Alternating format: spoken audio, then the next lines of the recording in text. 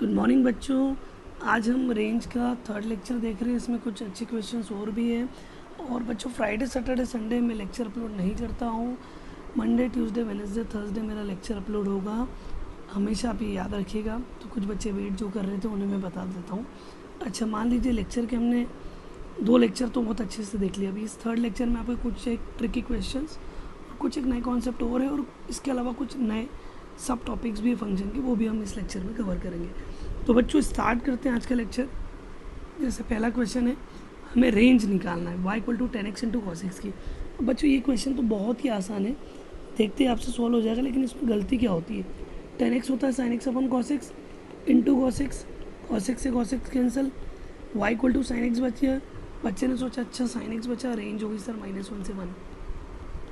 बताओ इसमें क्या गलत है? कुछ भी नहीं गलत है। साइन एक्स की रेंज तो -1 से 1 ही होती है। ये बात तो बिल्कुल सही है कि साइन एक्स की रेंज -1 से 1 होती है। लेकिन ये इसकी भी रेंज है 10x इंटू कॉस एक्स की भी। ये कहना सही नहीं होगा बच्चों। क्यों नहीं होगा? क्योंकि आपको मैं एक चीज़ बताता हूँ। अगर आप गिवन फंक्शन का डोमेन देखो तो इसके डोमेन में एक चीज़ खास है, cos x is not equal to 0। बता सकते हो क्यों?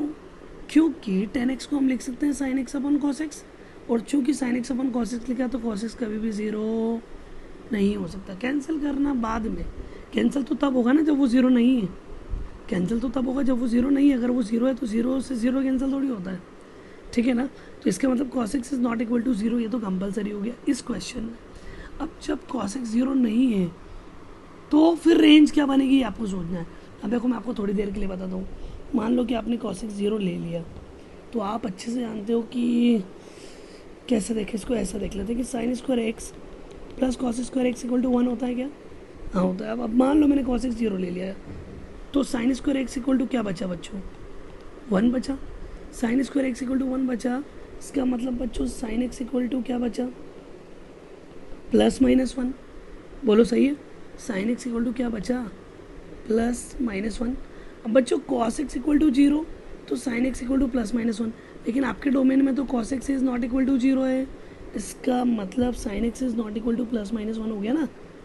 अरे जब कॉस एक्स 0 होता तो साइन एक्स +-1 होता, पर हमारे डोमेन में तो कॉस एक्स 0 नहीं है। इसका मतलब +1 और -1 इंक्लूड नहीं होंगे।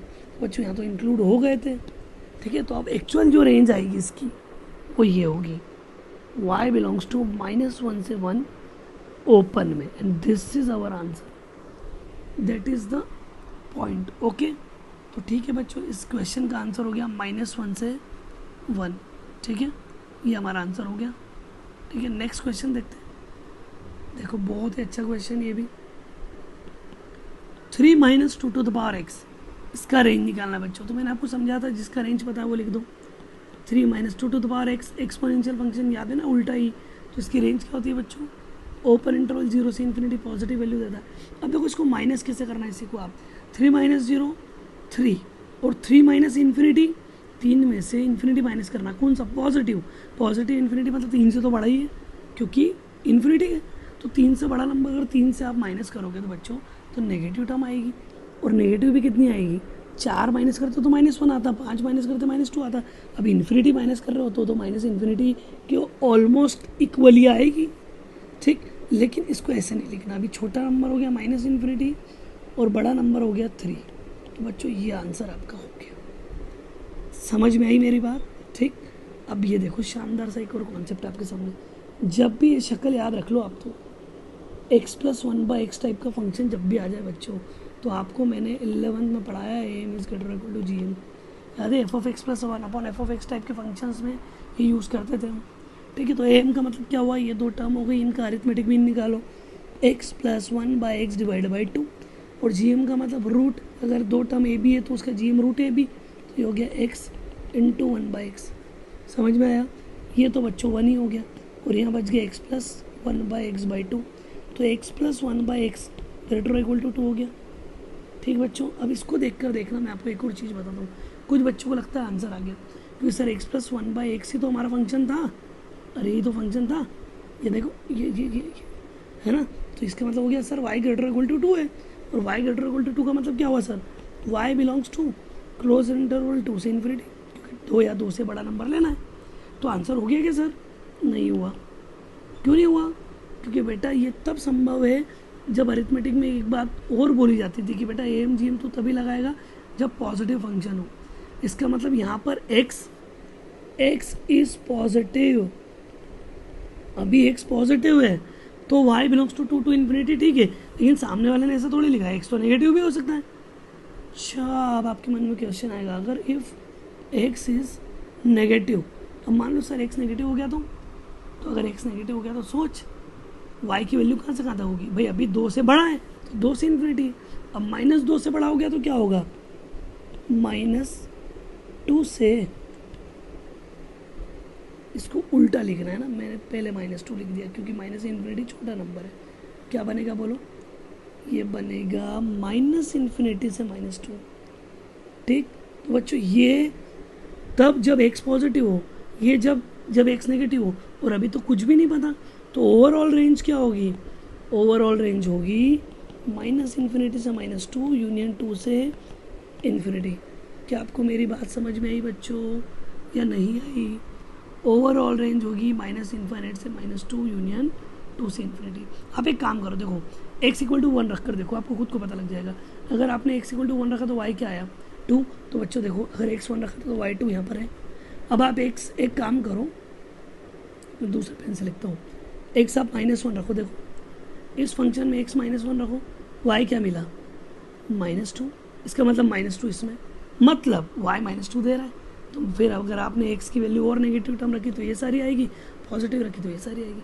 तो अब आपको मैंने दूसरी तरीके से वेरीफाई करा दिया ना कि अपना आंसर सही है, ठीक है। अगला क्वेश्चन देखते हैं, इसको कैसे सॉल्व करोगे बच्चों? लगाओ दिमाग। ये 9x प्लस 4/x, ठीक। अब क्या करें सर?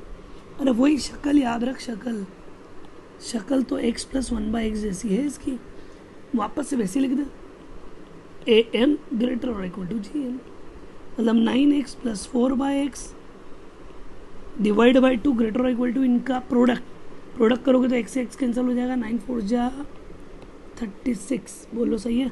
फिर 2 इधर आ जाएगा तो यहाँ बचेगा 9x प्लस 4/x ग्रेटर और इक्वल टू, यहाँ बचेगा 6 6 2 जा 12, बोलो भैया सही है क्या? ठीक। अब ये हो गया। अब ये देखो, ये पूरा है ना y है, ये पूरा y दिख गया। तो बोलो बच्चों y is greater equal to 12 का मतलब क्या है? अब डायरेक्ट याद रखो, क्या? -इन्फिनिटी से -12 यूनियन 12 से इन्फिनिटी। सेम क्वेश्चन ऊपर वाला दिख गया। x प्लस 1/x आपको पता था ग्रेटर इक्वल टू 2 है, तो डायरेक्ट आंसर क्या बना था? -इन्फिनिटी से -2 2 से इन्फिनिटी, तो ये ग्रेटर इक्वल टू 12 आया, तो ये आंसर हो गया। ठीक बच्चों, अब मुझे लग रहा है आपको थोड़ा थोड़ा ये समझ में आ रहा है ना? ठीक। अब ये देखो, ये तो मैंने जल्दी कर दिया क्योंकि फटाफट ईजी क्वेश्चन थे। 10 के अंदर fractional part x π/4, fractional part x का रेंज, मैंने कलर चेंज कर देता हूँ, फ्रैक्शनल पार्ट x का रेंज 0 से 1 इंटू में π/4 का 0 से मल्टीप्लाई 0, π/4 का 1 से मल्टीप्लाई π/4, 10 0 0 10 π/4 1, आंसर हो गया। है ना आसान? ठीक। अभी वाला हमको सॉल्व करना पड़ेगा, देखते हैं इस क्वेश्चन में क्या दिया हुआ है। अच्छा, ये भी बन जाएगा बच्चों, बड़ा आसान क्वेश्चन, ये भी आप थोड़ा सा सोचोगे समझ में आएगा। देखो ये ग्रेटेस्ट इंटीजर x -2 है ना बच्चों, ये आपको जीवन में कुछ भी दे, लेकिन देगा तो n मतलब इंटीजर ही देगा। तो अगर ये इंटीजर देगा ना बच्चों, तो बताओ इसकी शक्ल ऐसी होगी, y = 10 2n + 3π divide by x² - 3x + 7, बोलो सही है क्या? है ना? अब बच्चों देखो y = 2n + 3 क्या होगा? कोई इंटीजर ही होगा, उसमें पाई का मल्टीप्लाई, मतलब ये 10 n पाई टाइप का बन रहा है, और नीचे कोई एक फाइनाइट क्वांटिटी, तो बच्चों 10 n पाई तो 0 होता है, और 0 divide by any finite quantity क्या होगा? 0। तो y इज 0, मतलब एलिमेंटल 0 आपका रेंज हो गया बच्चों। समझ में आया? ठीक है ना? बड़ा आसान है, बड़ा आसान, कॉन्सेप्ट लगाओ, आंसर लाओ। ये वाला क्वेश्चन देखते हैं। ठीक। y = 10 π/4 सिग्नम x² - 1, आ जाओ मैदान में। 10 π/4 सिग्नम के अंदर x² - 1 डाला। अच्छा, तो सर अब क्या होगा? अब देख, दिमाग लगा, सिग्नम क्या क्या देगा। पहले तो तू सोच x की क्या रख सकता है। सर x की जगह तो मैं सारे रियल नंबर रख सकता हूँ, चल ठीक है। x की जगह तूने अगर 1 रख दिया तो क्या होगा? सोच सर, अगर मैंने x की जगह 1 रख दिया तो अब देखो, ये करली ब्रैकेट में लगा रहा हूँ ना, क्योंकि एलिमेंटल में आएगा आंसर। ये फ्रैक्शन पार्ट नहीं लगा रहा हूँ, करली ब्रैकेट है, करली ब्रैकेट। एक्स की जगह 1 रखा तो 1 - 1 0, तो सिग्नम 0 पर 0 ही देता है। एक्स की जगह 2 रख दिया तो 2 का स्क्वायर 4, 4 - 1 3, तो सिग्नम कोई भी पॉजिटिव नंबर रखोगे उस पर 1 देगा। एक्स की जगह अब क्या आएगा सोचो, -1 कब आएगा, 0 रख दो, एक्स की प्लस पर 0 रख दो, तो 0 - 1 -1, और नेगेटिव पर सिग्नम x -1 देता है। ठीक, अब तो क्वेश्चन खत्म। 10 का तीनों से मल्टीप्लाई होगा तो π/4 का 0 से 0, 1 से π/4, -1 से -π/4। अब बना लो भैया, 10 0 0, 10 π/4 1, 10 -π/4 -1, तो ये हो गया -1 0 1। एलिमेंटल 3 आंसर आएंगे इसके हमेशा। आप कुछ भी रखो, कोई भी नंबर रख के देख लो, आप इन 3 के अलावा ये आंसर ही नहीं देगा। ठीक, नेक्स्ट क्वेश्चन बहुत ही प्यारा क्वेश्चन बच्चों, ये ना इसमें लगेगा दिमाग, खोपड़ी का सदुपयोग करवाएगा ये आपका। कुछ बच्चे तो सोचते हैं अच्छा ये इसको पहले सॉल्व कर लेंगे sir, a cos x plus b cos x b sin x वाले से, -√a² प्लस b² वाले से, और फिर 2 ऐड कर देंगे। भाई गलत हो जाएगा, गलत। क्यों? क्योंकि देख ये एंगल और ये एंगल सेम होना चाहिए, ये वाला देख यहाँ 2x और यहाँ x। अगर यहाँ cos x होता तो फिर a की वैल्यू 1, b की 3 और वो वाला कॉन्सेप्ट लग जाता, पर अभी नहीं लगेगा। फिर क्या करेंगे, अब तो फंस गए। बताओ, अब देखो आप, मैं सॉल्व कर रहा हूँ। इसको लिखो y = मैंने आपको बोला था एक बात कि जब भी 2 ट्रिग्नोमेट्रिक फंक्शन है तो कोशिश करो एक में कन्वर्ट हो। तो cos 2x का फॉर्मूला याद है साइन के टर्म्स में, 1 - 2 sin² x -3 sin x plus 2, बोलो क्या बोलते हो, एक में कन्वर्ट हो गया। अब ये बनेगा -2 sin² x, फिर हो जाएगा -3 sin x, 1 + 2 कितना होता है, 3 होता है क्या? अच्छा ठीक, अब क्या करें, अब एक काम करो, साइन एक्स की वैल्यू कहाँ से कहाँ तक है सर, -1 से 1 तक है। ठीक है, इस साइन एक्स को बेटा तो t अज्यूम कर ले, इस साइन एक्स को क्या अज्यूम कर ले, t। अच्छा कर लिया, उससे क्या होगा, ये क्वाड्रेटिक बन गई, -2t² -3t + 3 बन गई। ठीक है, बन गई। अब इस क्वाड्रेटिक का देख a मतलब -2 नेगेटिव है, जिस क्वाड्रेटिक का a नेगेटिव हो उसका ग्राफ कैसा बनता है, डाउनवर्ड पैराबोला। क्या बनता है, डाउनवर्ड, है ना। तो मैं इसके ग्राफ बनाने के पहले इसका वर्टेक्स भी निकाल लेता हूँ ना, वर्टेक्स, इस डाउनवर्ड पैराबोला का मैं वर्टेक्स निकाल रहा हूँ। ठीक है बच्चों, वर्टेक्स का फॉर्मूला सभी को याद है ना, -b/2 है, -d/4 है। सॉल्व करते बच्चों, -b/2 है बनाते हैं। ठीक है, तो -b को ने भैया -3, 2 × a को ने -2, क्या है बच्चों, ये आ गया -3/4, क्योंकि ये माइनस कैंसिल है ना। फिर अपन बनाते हैं -d/4 है, क्या आएगा बच्चों, ये 4ac माइनस का b² मतलब 24 + 9 33/8, सही है क्या, है ना, 33/8 आ रहा है ना। ठीक है, तो बच्चों ये तो इसका वर्टेक्स आ गया ना, ये x कोऑर्डिनेट, ये y कोऑर्डिनेट। ठीक है, अब इसका ग्राफ कैसे बनेगा ना, तो बच्चों उसके पहले मैं आपको एक चीज़ और बता देता हूँ। आपको -1 से 1 के बीच में ही ग्राफ बनाना है, -1 से 1 के बीच में आपको देखना है क्वाड्रेटिक का ग्राफ कैसा आ रहा है। ठीक है, क्योंकि आपने t के लिए क्वाड्रेटिक के लिए सॉल्व कर रहे हो, और t sin x है, sin x -1 से 1 के बीच में। ठीक है, तो आप एक काम और करो ना, f ऑफ -1 और f ऑफ 1 की वैल्यू निकाल लो। कैसे निकाले सर, अरे यहाँ रख दे। ठीक, तो f ऑफ -1 क्या आ गया, -1 रखा तो -2 + 3 3 3 6 -2 4 हो गया, और 1 रख दिया तो 3 - 3 0, और ये हो जाएगा -2। ठीक, तो बच्चों f ऑफ -1 ये रहा, f ऑफ 1 ये रहा। अब बच्चों अपन बनाएंगे ग्राफ, शानदार वाला, बिल्कुल ग्राफ आपके सामने पेश होने वाला है। ठीक, शुरू करते हैं ग्राफ की प्रोसीजर। ये x एक्सिस, ये y एक्सिस। ठीक है, अब बच्चों ये बनेगा तो पैराबोला। अब ये पैराबोला अगर मैं यहाँ पर 0 रख दूँ तो 3 मिल रहा है ना, तो भैया इतना तो कंफर्म हो गया कि ये 0 पर 1 2 3 दे रहा है, अरे 0 पर 3 दे रहा है कि नहीं दे रहा है, ठीक है। चाहिए और ऊपर भी जा सकता है ना, वैसे देखते बाद में अभी अपन। और अभी 0 पर 3 दे रहा है, इसके अलावा -1 पर क्या दे रहा है ये 4। अच्छा ये -1 पर 4 देगा ना, ठीक है। 4 यहाँ पर हो गया, ये 3 हो गया। इसके अलावा 1 पर क्या दे रहा है -2, 1 इधर कहीं आएगा, उस पर यहाँ -2 दे देगा, ठीक है।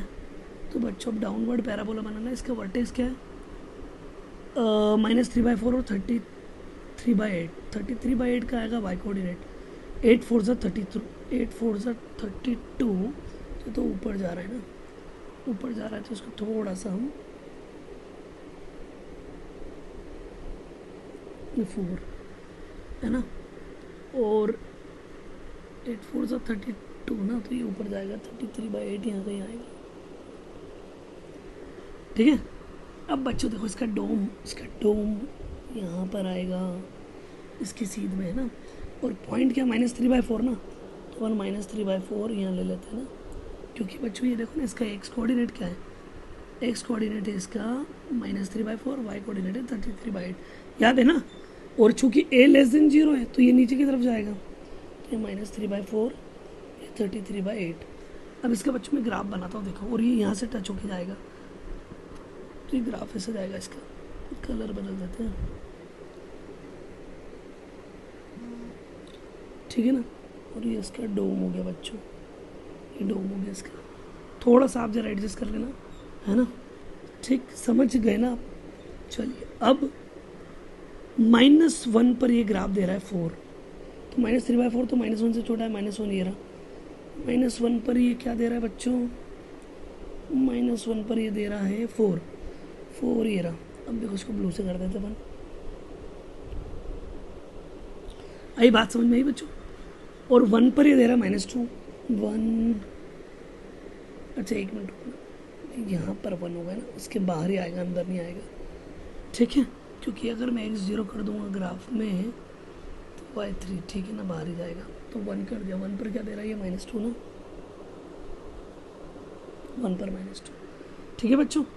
तो अगर ये 1 पर -2 दे रहा है तो अब आपको ग्राफ -1 से 1 बनाना है। आओ जरा इसको हाईलाइट कर लें, कलर ऐसा लेते हैं जो आपको दिखे,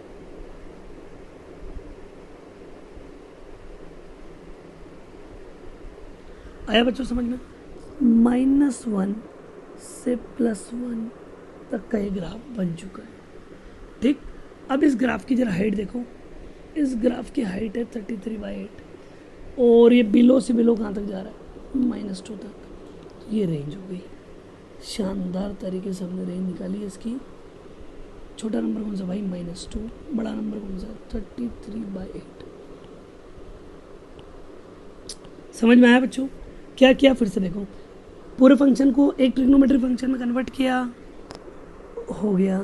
फिर sin x को t माना, t का ग्राफ देख लिया कैसा आ रहा है, डाउनवर्ड पैराबोला, sin x की रेंज -1 से 1 तक थी, तो -1 से 1 में पैराबोला बना के हमने चेक कर लिया, ठीक। चलिए अगला क्वेश्चन देखते हैं। देखो अब next question, 3 to the power x plus 3 to the power minus x, 5 to the power x plus 5 to the power minus x plus 2। बच्चों एक बात ध्यान रखना है ना, ये मैंने इसीलिए किया है ना कि आप इन दोनों को अलग अलग ले सकते हो। अरे पुराना कॉन्सेप्ट है भाई, 3 to the power minus x का मतलब क्या, 1/3 to the power x, मतलब ये x plus 1/x जैसी शक्ल नहीं हो गई, अरे ऐसी शक्ल हो गई ना। और इसकी रेंज तो अपन ने अभी देखी थी कि ये हमेशा क्या होता है, ग्रेटर इक्वल टू 2 होता है। अरे होता है कि नहीं होता है। अब आप बोलोगे सर वो तो माइनस में भी लिया था, पर e to the power x तो पॉजिटिव फंक्शन है, तो नेगेटिव नंबर तो दे ही नहीं सकता, याद है ना, रेंज 0 से इन्फिनिटी, ठीक। अच्छा तो 5 to the power x plus 5 to the power minus x भी क्या होगा, ग्रेटर इक्वल टू 2, ओके। अच्छा मतलब ये ग्रेटर इक्वल टू 2, ये ग्रेटर इक्वल टू 2, तो सर फिर ओवरऑल रेंज क्या होगी, आओ बच्चा निकालते हैं। पहले निकालते हैं मिनिमम, 2 या 2 से बड़ा है ना, तो मिनिमम 2 तो दे गई, तो बच्चों इसकी प्लेस पर 2 रख दूँ यहाँ, फिर इसकी प्लेस पर 2 रख दूँ, क्योंकि मिनिमम वैल्यू तो 2 ही होगी, और फिर ये 2 बच गया। देखो इसका 2, इसका 2, और ये तो 2 एज इट इज़, कितना है 6, तो मिनिमम वैल्यू 6 होगी। अब मैक्सिमम कितनी होगी भैया, 2 या 2 से ज़्यादा है तो मैक्सिमम तो इन्फिनिटी होगी, ये भी इन्फिनिटी हो गया प्लस 2 हो गया। भाई इन्फिनिटी में 2 ऐड करोगे तो 2 तो बेचारा दिखेगा भी नहीं, इन्फिनिटी रहेगा। तो ओवरऑल रेंज क्या हो गई, मिनिमम से मैक्सिमम 6 से infinity. This is your answer. अब बच्चों देखो एक और चीज़, बच्चों के मन में आता है कि सर ऐसा फिर इसको क्यों नहीं कर लिया आपने, मतलब इसका भी अलग निकाल लेते हैं, इसका भी अलग निकाल लेते और 2 ऐड कर देते। ऐसा इसलिए नहीं करा बच्चों क्योंकि x की कोई भी एक वैल्यू अगर आप डालोगे ना तो उस पर ये दोनों सेम वैल्यू नहीं दे रहे। मतलब मेरा कहने का मतलब है कि जिस समय साइन एक्स मैक्सिमम होगा उस समय कॉस 2x मैक्सिमम हो, ये ज़रूरी नहीं है, ठीक है ना। जिस समय साइन एक्स मिनिमम होगा उस समय कॉस 2x मिनिमम हो, ये ज़रूरी नहीं है ना। जैसे देखो मैंने आपको नीचे एक एग्जाम्पल लिया आपके लिए ना, ये देखो जैसे sine x plus cos x, इसकी रेंज भी हम ऐसे क्यों निकालते, वरना साइन एक्स की मिनिमम वैल्यू -1, पर उस समय कॉस एक्स -1 होगा, जरूरी थोड़ी, क्योंकि साइन एक्स जब -1 होगा तो एक्स की वैल्यू -π/2 होगी, और जब एक्स की वैल्यू -π/2 होगी तो कॉस एक्स 0 हो जाएगा ना। अरे आई बात समझ में, तो सेम वैल्यू पर अलग अलग वैल्यू दे रहे हैं ना। और उसी प्रकार जिस दिन cos x -1 लोगे तो x पाई हो जाएगा, और x पाई हुआ तो साइन पाई 0 हो गया। तो ये सेम x पर वैल्यू नहीं दे रहे हैं, मतलब सेम x पर सेम वैल्यू नहीं दे रहे हैं, है ना। अब आप बोलोगे सर ये दे रहे थे क्या, हाँ यहाँ तुम x की 0 रखो, यहाँ x की प्लस पर 0 रखो, 3⁻0 + 3⁻−0, 1 + 1 2 आएगा, यहाँ पर भी रखो 0 0, दोनों में 2 आएगा। आई बात समझ में कि नहीं आई। अब देखो नेक्स्ट पॉइंट बहुत ही अच्छा है ना, इक्वल और आइडेंटिकल फंक्शन। पहला 2 functions are said to be equal if, अब हमारा रेंज का पोर्शन पूरी तरीके से खत्म हो गया। अब कोई पॉइंट ऐसा नहीं बाकी है रेंज में जो आपसे नहीं बने ना, ऑलमोस्ट सारे बता दिए मैंने। अब देखो बच्चों आइडेंटिकल या इक्वल फंक्शन क्या होते हैं, 3 पॉइंट याद रखो आप। तो एक तो ग्राफ ओवरलैप कर जाए तो वो आइडेंटिकल फंक्शन है, लेकिन हर बार आप ग्राफ नहीं देखोगे, मैथमेटिकल देखना जरूरी है। तो पहला डोमेन दोनों के इक्वल, दूसरा रेंज दोनों की इक्वल, तीसरा f(x) = g(x), मतलब कोई भी एक एक्स आपने दोनों में पुट किया तो दोनों की वैल्यू सेम आना चाहिए, ठीक है। For all x belongs to domain of f और डोमेन ऑफ g, ठीक। अब मान लो साइन एक्स और कॉस एक्स अपन ने दिया, दोनों में सेम डोमेन है, सेम रेंज है। अरे साइन एक्स का डोमेन भी r, कॉस एक्स का डोमेन भी r, और रेंज दोनों की -1 से 1, लेकिन दोनों का ग्राफ देखो ना आप, ये 0 से π, ये 0 से ये ऐसा जाता है, कॉस एक्स साइन एक्स ऐसा जाता है। तो बच्चों क्या ग्राफ ओवरलैप कर रहे हैं, नहीं कर रहे हैं, इसका मतलब ये आइडेंटिकल नहीं है। तो डोमेन और रेंज होना सेम होना ही काफ़ी नहीं है, दोनों हर एक पॉइंट पर सेम वैल्यू भी देना चाहिए। तो केवल एक ही पॉइंट पर सेम वैल्यू देते, π/4 पर 1/√2, बाकी पर तो अलग अलग वैल्यू दे रहे। देखो समझ में आया। तो ये आइडेंटिकल फंक्शन नहीं है, ये इक्वल फंक्शन नहीं है। अब सर चेक कैसे करेंगे इक्वल फंक्शन, मैक्सिमम केसेस में एक ही काम करो, डोमेन चेक करो, क्योंकि आपको पता लगा डोमेन ही इक्वल नहीं है। डोमेन इक्वल नहीं है तो आप वही बोल दोगे NI नॉट आइडेंटिकल, ठीक। और मैनिपुलेट भी करना पड़ेगा कुछ क्वेश्चन में ये देखने के लिए कि दोनों सेम है या नहीं है। जैसे साइन एक्स और कॉस एक्स नॉट आइडेंटिकल, अब आप बोलोगे सर साइन एक्स और कॉस एक्स नॉट आइडेंटिकल, हाँ क्योंकि साइन एक्स की वैल्यू, अरे भैया साइन एक्स कॉस एक्स मतलब 1/sin x। अब जरा इसका डोमेन बोलो r और इसका बोलो r माइनस का n पाई, क्योंकि n पाई पे sin x 0 होता है और नीचे वाला 0 हो नहीं सकता, तो डोमेन अलग अलग हो गया ना, तो यही हो गया नॉट आइडेंटिकल, खत्म। तो पहला काम तो एक ही करो बच्चों, क्या बोलो, यही काम करना है आपको कि डोमेन चेक करना है। डोमेन इक्वल नहीं है, नॉट आइडेंटिकल बोलो, अपना पीछा छुड़ाओ। बोलो मेरी बात समझ में आई, ठीक। आइडेंटिकल कैसे होंगे, ये देखो sin² x + cos² x और g(x) ले लिया 1। अब बताओ इसका डोमेन क्या है, r, इसका डोमेन r, क्यों, क्योंकि देखो sin² x का डोमेन भी r, cos² x का डोमेन भी r, दोनों का इंटरसेक्शन भी r, समझ गए। और कांस्टेंट फंक्शन उसका तो डोमेन r ही है, कुछ भी रखो 1 देगा। अच्छा sin² x + cos² x की वैल्यू 1 होती है, तो इसकी रेंज हमेशा 1 होगी। x के कोई भी एंगल डालो, 0 डालो, π/4 डालो, समझ गए ना। और ये तो 1 है ही, तो इसकी भी रेंज 1 है।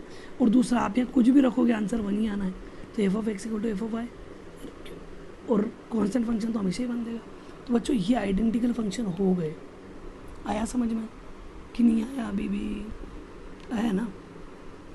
एक और ले लेते हैं, जैसे f(x) मैंने लिख रखा है sec² - 10x, और g(x) अपन ले लेते हैं sin² x + cos² x। अब बच्चों वैल्यू दोनों की 1 होती है, वैल्यू यहाँ दोनों की 1 होती है, लेकिन अब जरा डोमेन चेक कर लो, बोलो sec² x - cos 10² x ना, तो ये हो गया 1/cos², ये हो गया sin² x / cos²। अब बच्चों यहाँ तो cos x 0 हो ही नहीं सकता, cos x जीरो नहीं हो सकता, मतलब r minus odd pi by to इसका डोमेन हो जाएगा। बोलो भैया, और यहाँ तो डोमेन क्या होगा, आर होगा ना, तो डोमेन ही अलग अलग हो गए तो नॉट आइडेंटिकल। बात समझ में आई कि नहीं आई? आ गई। एक और क्वेश्चन बताऊँ, ये वाला देखो, चलो बोलो। सिग्नम में मर्जी पड़े वो रखो सर, डोमेन पहला काम डोमेन चेक करना, और sec square x minus tan square x का डोमेन अभी देखा R minus odd pi by two, क्योंकि कॉस स्क्वायर एक्स जीरो नहीं हो सकता, तो ये दोनों डोमेन अलग अलग है, तो नॉट आइडेंटिकल। आ रहा है बच्चों, समझ में आ रहा है ना?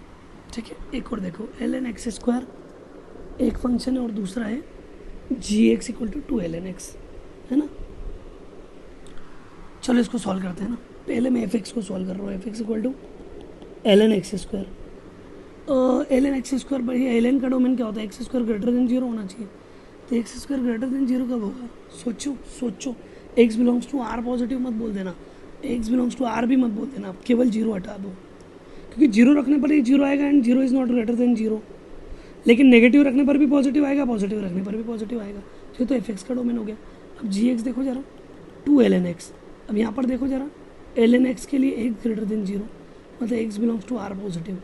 यहाँ पर आपको आर पॉजिटिव ही रखना पड़ेगा, आप नेगेटिव नहीं रख सकते, लेकिन यहाँ पर नेगेटिव भी पॉजिटिव बना देगा, तो दोनों के डोमेन अलग अलग हो गए ना भैया, इसलिए क्या हो गया, नॉट आइडेंटिकल। समझ में आई कि नहीं है? अब जैसे एक छोटा सा क्वेश्चन मैंने सॉल्व ही कर दिया इसको, l n e to the power x, ये अंदर वाला पॉजिटिव, अंदर वाला क्या होना चाहिए, पॉजिटिव, तो एक्स बिलोंग्स टू आर, क्योंकि एक्स की किसी भी वैल्यू के लिए एक्सपोनेंशियल हमेशा पॉजिटिव होता है।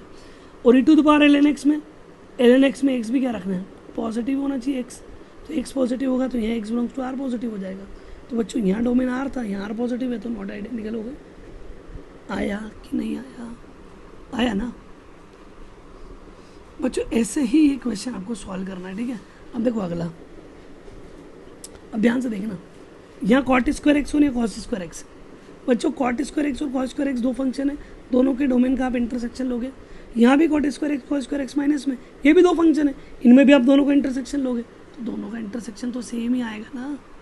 अरे डोमेन सेम है दोनों के लिए, और कॉट डिफाइंड है। भाई कॉट डिफाइंड नहीं होता, अगर वो डिवाइड में होता तो पंगे हो जाते कि एक में डिवाइड में एक में नहीं है, तो नॉट इक्वल टू जीरो एक में और एक में नहीं हो रहा। यहाँ तो कॉट डिफाइंड है दोनों के लिए और डोमेन सेम आएगा, इंटरसेक्शन ही लेना है, तो अब मैनिपुलेट करने पर भी सेम ही आना है, तो रेंज भी सेम ही आएगी जब दोनों फंक्शन सेम है। तो ओवरऑल क्या हो जाएगा, दोनों की वैल्यू सेम आ जाएगी, तो फंक्शन क्या हो जाएंगे, आइडेंटिकल। मेरी बात समझ में आ रही है ना कि नहीं आ रही है? ठीक है, आप ऐसा भी कर सकते हो कि एफ एक्स को क्या लिख दो, एफ एक्स को आप लिख सकते हो cosec square x minus one. देखो ठीक, ये हो गया cosec square x minus one, बोलो सही है। और cosec square x minus one और कॉस स्क्वायर एक्स का मल्टीप्लाई कर देना, वो कॉट स्क्वायर एक्स बन जाएंगे, क्योंकि one upon sine square x into cos square x क्या हो जाएगा, कॉट स्क्वायर एक्स। समझ गए ना? और ये मल्टीप्लाई करोगे तो कॉस स्क्वायर एक्स। अरे इन दोनों को सॉल्व करना, कॉस को लिखना वन अपॉन साइन, तो ये देखो सेम ही तो फंक्शन हो गए, सेम फंक्शन हो गए ना दोनों, एफ एक्स और जी एक्स सेम हो गए, तो ये आइडेंटिकल हो गए। दोनों तरीके से बता दिए, ऐसे भी सोच सकते हो और ऐसे भी करके देख सकते हो, ठीक है। अगला है बच्चों साइन। अब देखो सिग्नम में कुछ भी रखोगे डोमेन आर, और इसमें भी डोमेन आर, रेंज दोनों की वन, कुछ भी रखो वैल्यू सेम, क्या होगा, बोलो बोलो बोलो, अभी आप सोच लेना क्या होगा, ठीक है। आइडेंटिकल होगा या नहीं होगा सोचना, है ना। नीचे कमेंट बॉक्स में इसका, इस क्वेश्चन को मैं स्टार डाल देता हूँ, ठीक। इसका आंसर मुझे कमेंट बॉक्स में डालना कि आइडेंटिकल है कि नहीं है ना। देखो मैंने आपको डोमेन और रेंज से बता दिया, दोनों के डोमेन आ रहे हैं, दोनों की रेंज भी वन आ रही है ना। क्यों वन आ रही है, क्योंकि यहाँ पे कोई भी नंबर डालो, नेगेटिव डालो, पॉजिटिव डालो, चाहे जीरो डालो, ये वन देगा, और वन मतलब पॉजिटिव है तो पॉजिटिव पर ये वन ही देता है, ठीक। अब बताना ये आइडेंटिकल है या नहीं, ठीक है। पता तो लगे कितने बच्चे देख रहे थे। अच्छा, अब लॉग एक्स बेस ही, लॉग ई बेस एक्स और लॉग एक्स बेस ही है ना बच्चों। देखो यहाँ पर एक्स बेस में बेस पॉजिटिव होता है और वन नहीं होता है, तो पॉजिटिव लेना, वन नहीं लेना है, समझ रहे हो ना बात को। और यहाँ पर बेस क्या है, नंबर में, तो नंबर में तो पॉजिटिव चलेगा, ज़ीरो नहीं चलेगा, क्योंकि नंबर हमेशा पॉजिटिव लेते लॉग का। अरे याद है ना, लॉग एन बेस ए में एन पॉजिटिव होना चाहिए, तो ज़ीरो नहीं हो सकता, ठीक।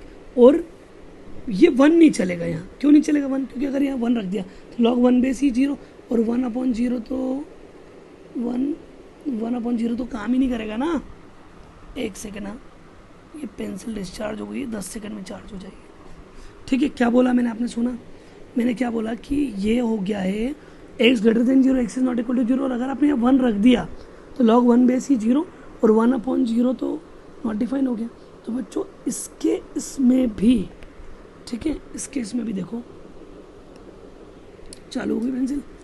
ठीक, अब देखो बच्चों, तो यहाँ पर क्या हो रहा है, डोमेन x पॉजिटिव लेना है, 0 नहीं लेना है और 1 भी नहीं लेना है। यहाँ भी पॉजिटिव लेना, 1 नहीं लेना और 0 तो यहाँ भी नहीं आ रहा है। समझ गए? ठीक, तो इसीलिए अब ये आइडेंटिकल हो गया। ठीक है, ये वाला देखो, नंबर में 1 से पॉजिटिव होना, x 1 ले सकते हैं। क्यों ले सकते हैं? क्योंकि नंबर है ना, तो 1 तो चलेगा। केवल x पॉजिटिव होना चाहिए क्योंकि नंबर है। यहाँ पर x 1 नहीं हो सकता, बेस कभी भी 1 नहीं होता, तो यहाँ 1 नहीं है या 1 है, नॉट आइडेंटिकल। अरे मैक्सिमम क्वेश्चन तो काउंटर है बच्चों, काउंटर आता है कई बार इसमें क्वेश्चन, बच्चे उलझ जाते हैं यार। आइडेंटिकल फंक्शन तो बहुत ईजी, हमने पढ़ रखा है, डोमेन सेम, रेंज सेम और f of x equal to f of y, पर वो समझ में नहीं आता, इसलिए क्वेश्चन की प्रैक्टिस बहुत जरूरी है इसके लिए। ठीक, इसमें देखो e to the power ln e to the power x, बच्चों ln के साथ में जो भी क्वांटिटी होती है वो पॉजिटिव होती है, और e to the power x greater than 0 के लिए x बिलोंग्स टू r, कुछ भी रख दो x, ये हमेशा ही पॉजिटिव देगा। ठीक, अब बच्चों y equal to e to the power x, तो ये तो e to the power x equal to 0 greater than 0 ही है। अरे क्योंकि एक्सपोनेंशियल फंक्शन हमेशा पॉजिटिव होता है। पॉजिटिव कब कब होता है? जब x क्या रखोगे, कुछ भी रख दो। तो बच्चों देखो e to the power ln, तो ये e to the power ln, तो बच्चों e to the power ln में हो तो आपको याद है ना, इसको ऐसा लिखते हैं e to the power log base में ही, तो ये तो 1 हो जाएगा ना, और ये e to the power x बच जाएगा। तो ये e to the power x हो गया, ये भी e to the power x हो गया, तो दोनों सेम ही फंक्शन हो गए ना, तो आइडेंटिकली तो हो गए, ये और ये सेम फंक्शन, आइडेंटिकल। ठीक, आया बच्चों समझ में, है ना? नेक्स्ट देखते हैं, नेक्स्ट है 1 माइनस। देखो बच्चों, इस क्वेश्चन को मैं यूँ ही उड़ा दूँ ना, बिना सॉल्व किए उड़ा सकते, बताओ कैसे? बिना सॉल्व किए क्वेश्चन हम कैसे उड़ा सकते, बताओ? अरे रूट के अंदर की सारी टर्म कैसी होती है बच्चा? Always positive. साइन एक्स तो सर पॉजिटिव भी हो सकता है, नेगेटिव भी हो सकता है, मतलब ये तो सर खत्म ही हो गया, नॉट आइडेंटिकल। लेकिन कुछ बच्चों के मन में आएगा ऐसा थोड़ी होता है सर, थोड़ा सा ढंग से तो करके बताओ, कुछ तो इज्जत रखो क्वेश्चन की। चलो ये मेथड 1 हो गई भाई, रूट हमेशा पॉजिटिव, ये सारी पॉजिटिव वैल्यू देगा, और ये पॉजिटिव और नेगेटिव दोनों दे सकते हैं क्योंकि सिंपल साइन एक्स है, तो नॉट आइडेंटिकल ही हो गया, रेंज अलग अलग होगी। अच्छा, दूसरा तरीका ये कि भैया इसको ऐसा लिख लो, मैं डायरेक्ट कर दूँ 1 minus cos 2x 2 sign square x, 2 sign square x by 2 से 2 कैंसिल, साइन स्क्वायर एक्स ये बन गया मॉड साइन एक्स, क्योंकि रूट के अंदर से साइन स्क्वायर एक्स बचेगा तो मॉड साइन एक्स बचेगा। समझ लेना, 1 minus cos 2x 2 sign square x, 2 से 2 गया, रूट साइन स्क्वायर एक्स हो जाएगा मॉड साइन एक्स, और ये है साइन एक्स। अब बताओ, ये पॉजिटिव और नेगेटिव दोनों, ये केवल पॉजिटिव क्योंकि मॉड लगा। समझ गए? ठीक है ना? अगला क्वेश्चन बताओ भैया, आइडेंटिकल, ये रहा एफ ऑफ एक्स, ये रहा जी ऑफ एक्स। ठीक, सोचो जरा, पॉज करो, अक्ल लगाओ, बनी कब तक मुझसे करवाओगे? करो फिर मैं सॉल्व। चलो ये लॉग के अंदर पहले एफ ऑफ एक्स के लिए देख लेते हैं ना, ये x plus 2 positive, x minus 3 positive, x greater then -2, x greater then 3, overall क्या होगा सोच ले, -2 से इन्फिनिटी, 3 से इन्फिनिटी, ओवरऑल 3 से infinity, x belongs to open interval 3 से इन्फिनिटी ना, ओपन है बच्चों, ओपन क्यों? क्योंकि ग्रेटर देन 0 है ना। अब अगला जी ऑफ एक्स के लिए बोलो सर, पहले तो डोमेन चेक करनी है, x square minus x minus 6, ये क्या बनेगा रे भाई? X minus 3 x minus 2 greater than 0, वे भी करो, लगा लेना, माइनस इन्फाइनाइट से माइनस में छोटा वाला, पॉजिटिव से बड़ा वाला, तो बच्चा 2 से माइनस इन्फाइनाइट से 2 आएगा ना, और 3 से इन्फाइनाइट, माइनस इन्फाइनाइट से 2 यूनियन 3 से इन्फिनिटी, लगा लेना, वे भी करो है ना, मैंने बहुत करवाए वे भी करो। तो क्या ये और ये डोमेन सेम है? नहीं, नॉट आइडेंटिकल। समझ में आ गया? अगला बहुत क्वेश्चन करवा रहा हूँ, मज़ा आएगा तुम्हें, मज़ा, लपक के शानदार जोरदार प्रैक्टिस करवा रहा हूँ मैं।